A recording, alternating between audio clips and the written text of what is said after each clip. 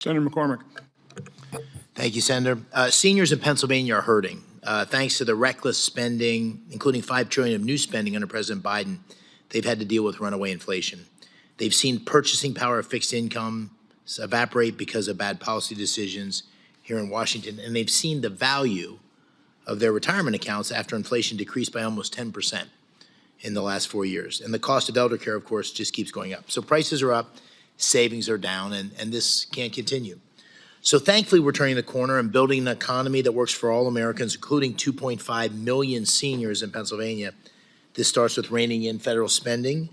The federal deficit is now equal to 7% of GDP. Debt is over 120% of GDP. We now spend more on interest on the debt than we do in national defense. At the same time, I think everybody on this committee agrees that we must protect the critical benefits seniors have earned, such as Social Security and Medicare. So we have a difficult question to wrestle with. How do we bring down spending while protecting these critical programs that Americans have paid for and rely on? So with that context in mind, Mr. Ferry, I'd like to start with you as your testimony focused on this very question. What are our best options or low-hanging fruit for reducing the federal deficit while protecting critical programs our seniors rely on?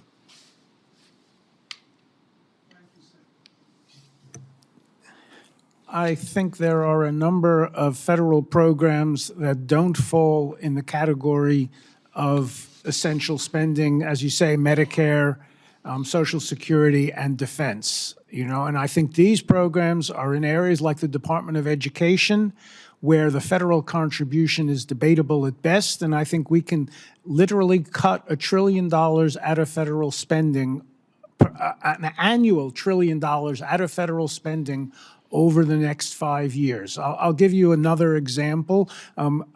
Senator Scott didn't mention it, but earlier in my career, I worked in the broadband technology industry, building optical networks that carry internet traffic. I was thrilled when the government passed the broadband program to bring internet to thousands of rural households. The 4 years of the Biden administration went by, and not one single household has been connected.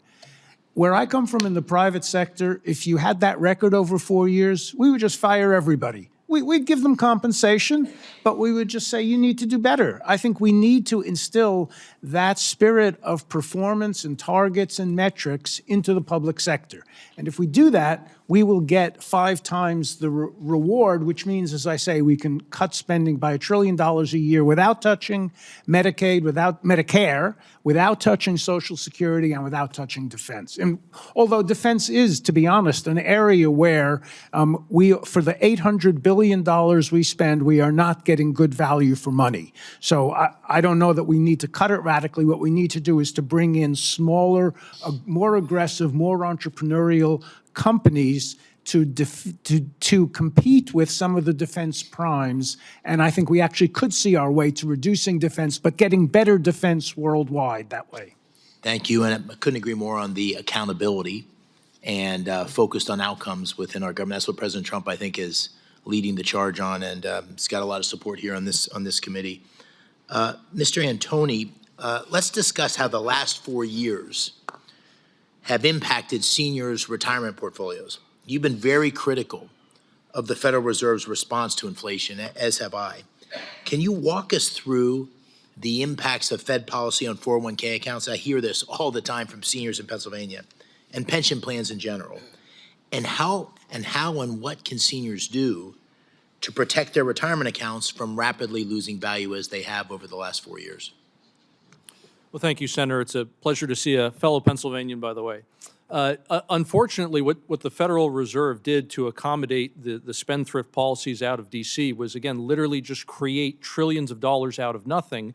And to ease the cost of financing all of the borrowing from the Treasury, they pushed interest rates down to zero. So at the same time, all of this debt was being issued, it was being issued at near zero interest rates, and therefore all of the securities that were being issued that used that were essentially the financial derivatives that had these low interest-bearing assets as their underlying asset.